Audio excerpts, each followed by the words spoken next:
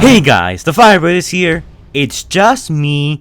My brother couldn't be here today because he's regretting his financial decision after buying Earthrise RC. Sorry if you own that figure, I do. But it kinda sucks. It's not that bad. I honestly don't think it's that bad, but I can see why people don't like it. At least we're getting a new Studio Series RC with an even bigger backpack. Anyways, these are the jokes. There are no refunds available. Anyways, before we go on and before we degrade, here's the fan art of the day, courtesy of Sharp Shot from my Discord server. If you want to submit your own fan art, or even my brother couldn't be here today joke, my Discord's the way to go. Anyways, now that we got that out of the way, let's get on to talking about what the Autobots did in their free time. If you watch the movies, mostly all you see of the Autobots is just them going around killing innocent, helpless Decepticons who did nothing wrong. The Autobots are cold-blooded killers that work for the Empire. Oh, I'm sorry, wrong script. The Autobots are cold-blooded killers that work for the humans. So needless to say, besides hunting down Decepticons and partaking in large-scale fights that destroy whole cities, we don't really get to see much of the Autobots outside the action, which honestly I think is one of those questions we always wonder about. What did the Autobots do when there were no Decepticons to hunt down, and they were living in relative peace? In this video we're going to be looking into that question, and I'm going to be looking at two sources, the movies and then everything else, comics, novels, games, whatever they tell us about what the Autobots did in their free time. I'm only going to be going over the 2007 movie Too Dark of the Moon. I won't be going over Age of Extinction and TOK because by that time what the Autobots did in their free time kinda changes drastically. So let's begin with the movies, shall we? So in 2007, NES was just being formed, so the Autobots didn't really get much free time or much time to, you know, basically be part of like the human organization or do much on their off time. The only thing that we do know that the Autobots did was just hang around with Sam until the US government could decide what to do next with them.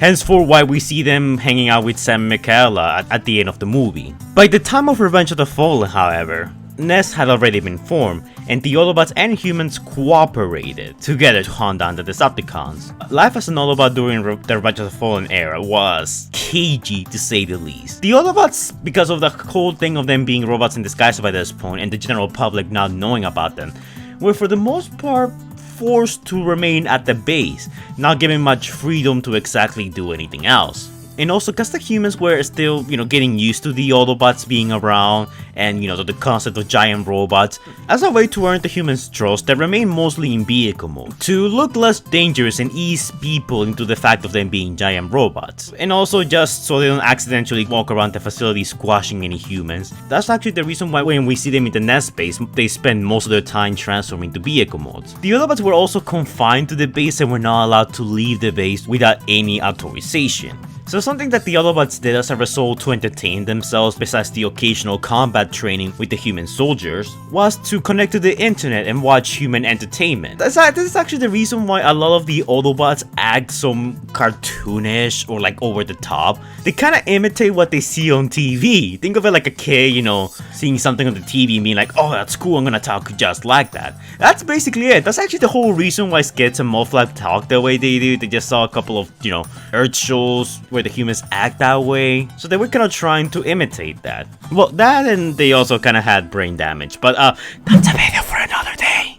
As you might have expected, this made the Autobots very frustrated. Many of them, well I wouldn't say the word that many of them became claustrophobic, you can actually see in the movie that many of them were anxious to just transform and, be able to stretch in robot mode instead of just being confined in the base or even confined in airplane. If the Autobots had a chance to leave the base, they will take it. And that's something that the Autobots did quite often. If there were no missions available, the Autobots would kind of just leave the base to patrol the world for any Decepticon activity. Some would even hang around populated human centers to just observe human interaction. Ratchet was one of the Autobots who did this the most, and he wanted to study more about, human pheromones.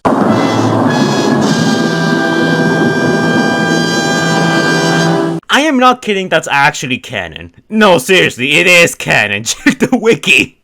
By the time of Dark of the Moon, the Autobots were allowed a whole lot more freedom. Not they could roam around the base in the robot mode since the humans have gotten used to them being around. The Autobots still had the habit of sneaking out of the base like teenagers in order to patrol the globe to make sure no Decepticons show up. though some of them arguably did it just cause they were bored, and they wanted an excuse off the base. When the Autobots had their base in Washington DC, Autobots partook in several different activities, whether it was training with the Nest soldiers in how to best take down a Decepticon, going into the medbay to have themselves be patched up by Ratchet or any suitable medical officer.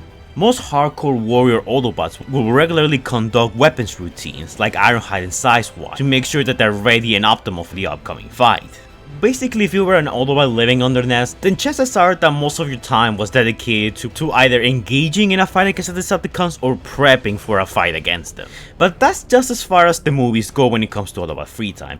The comics, novels, and games actually do expand on what the Autobots did during their off days. Something that the Autobots and Nest will sometimes do is that they will hold funeral services for the Autobots that will die in battle. They actually held one for Jazz, and as far as we know, Elita 1, Armorhide, and Joel got funerals. It's not known if every single Autobot out there, or even Jetfire, got a funeral, but funerals were kinda common. When an Autobot died, they would place their corpses inside a small trailer, and often bury it at the deepest bottom of the sea, to make sure that no other nations or anyone could get their hands on the technology, or know of the existence of the Autobots, at least before Revenge of the Fallen. By the time of Dark of the Moon, because of the existence of the Transformers was known worldwide, Ness and the Autobots stopped dumping the bodies at the bottom of the deepest sea and just had them near the base. A lot of the trailers that were actually around the Nest base contained the corpses of dead Autobots. Elita 1, Joel, Dune, Runner, and a bunch of others were most likely there. Some Autobots and even humans will go to their graves and pay their respects. Optimus Prime visited the grave of Elita 1 quite often in the comics. Oh, that panel kinda just breaks my heart for some reason. During the early days of Nest, whenever they stopped the Decepticon incursion, the Autobots would look at the recordings of the events of the battle. A lot of them would review the footage from their previous mission in order to come up with better strategies or review their performance overall to do better next time.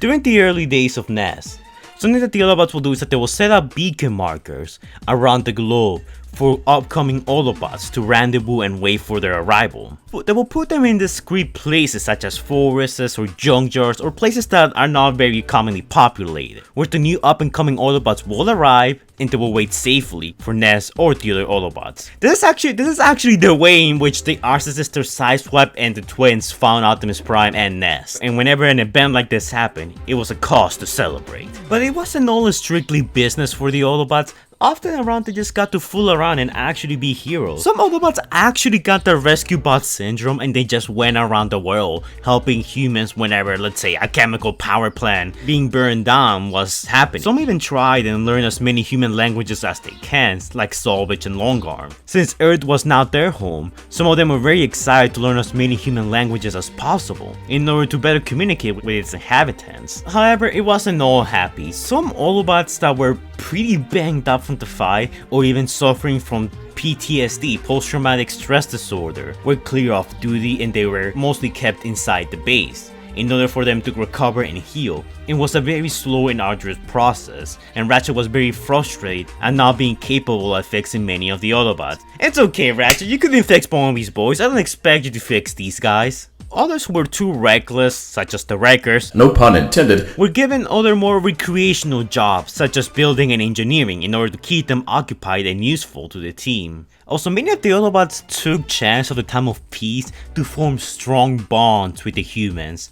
They will often just talk, weapons, professional stuff, but sometimes they will even sit down and talk with them lengthily about their worlds and where they're from. Some like Knockout, and yes, this Knockout was an Autobot, and this was before Transformers Prime, and I think that's so cool. Or even play cards with the humans, and most Autobots will also cheat. This was truly Knockout before Knockout. This is going to be juicy. Much like the Autobots in Revenge of the Fallen, since they were being confined to the base, most of them would just look at human TV or other human methods of entertainment to entertain themselves when there was nothing else to do. Joel was commonly known for reading human comics because he finds the jokes there very funny. I'm not kidding, that's an actual thing. I'm not kidding with a lot of these, like seriously, these are actually canonical things. Well, at least if you want to take the comics and novels as canon. But overall, this resulted on a lot of the human military having very positive opinion on the Autobots, since they got to saw them as less of killing machines and got to interact with them in more of a daily basis. This is why by the time of Age of Extinction and The Last Night, the military had a more favorable view on the Autobots than the rest of the world did. Cause your average Joe might see Optimus Prime and his Autobots as murder machines that go around killing other robots and destroying cities. The military saw them more for what they were. Complex individuals that could be tearing a dude's face in 2 different directions 1 minute and then playing cards with them the next minute. But yeah guys, that's basically what the Autobots did during their free time. They did quite a lot. My only problem is that we never got to see most of this in the movie. Most of it was just kind of implied, and you know, they had to leave the novels, comics, and games to do most of the legwork. But hey, it's to be expected when the director of the movie says Michael Bay, the guy who only cares for the 3 Bs.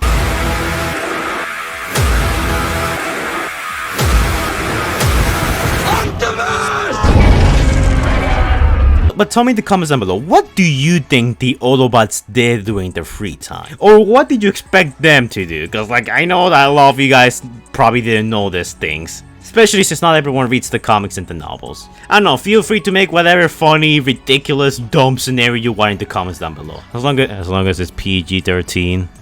But yeah guys, that's basically all the Autobots did during their free time. I might be missing some things, but this is in general what most of them did. If you guys want me to make a video for the Decepticons, sure, I can make one. We have much less info into the Decepticons. There's still a lot of stuff there in comparison to the Autobots, because we just see the Autobot perspective more, so we know more about the Autobots. The Decepticons are a bit more tricky. I need to like really dig down to find that information. But if you guys like this video, then I'll be sure to do a follow-up for the Decepticons, and maybe I'll even do one more for Age of Extinction and TLK. Since the Autobots are not part of the military by that point, things kinda change. It's the nicest way I can put it. I recently did a video on Transformers the game. That game recently got an update 15 years later, a new model update which finishes the game and changes the campaign and some things around. It's been really fun, and if you guys want to check that video out, links in the description down below, and I'm gonna put a card right now so you guys can go and check it out. I don't suck at games, okay? Listen, the game is kinda hard to up the difficulty, so the reason why I keep on dying is not cause I'm bad, you know, it's cause the game's hard, okay? Like, I'm not bad at games. I mean, have you ever met me? I'm me! I'm a big deal! I'm a good gamer. Ban anyone who questions my gaming ability. As always, guys, if you enjoy, like, comment, and subscribe. And I'll be seeing you guys in the next video. Stay safe, guys. Anyways guys, before we go, shout out to our amazing Patreons: Xavier the God, Stitch Productions, Scrub Lordo, Allspark Studio, Epic Nin, Lord Racer, Transformers Gears and Brawn, that's quite a long name, Optination Reviews, Joshua, and even bigger shout out to our even bigger Patreons, Jordan the Great and XNori23, who donate a amount of money. By donating to my Patreon, you get quite a few rewards. You get a shout out to you and your YouTube channels in the description down below. You get to collab with me in some of my videos if you so choose to. You can request some artwork from me, request your own videos, get exclusive early access to some of my videos and some other projects that I have in the background which I haven't shown yet. And I'm constantly updating the Patreon with brand new rewards and other stuff that I plan to do in the future. But keep in mind that it's entirely optional, because freedom is the right of all sentient beings. Thank you guys so much for donating, it's so much appreciated, and I'll be seeing you guys in the next video. Stay safe, guys.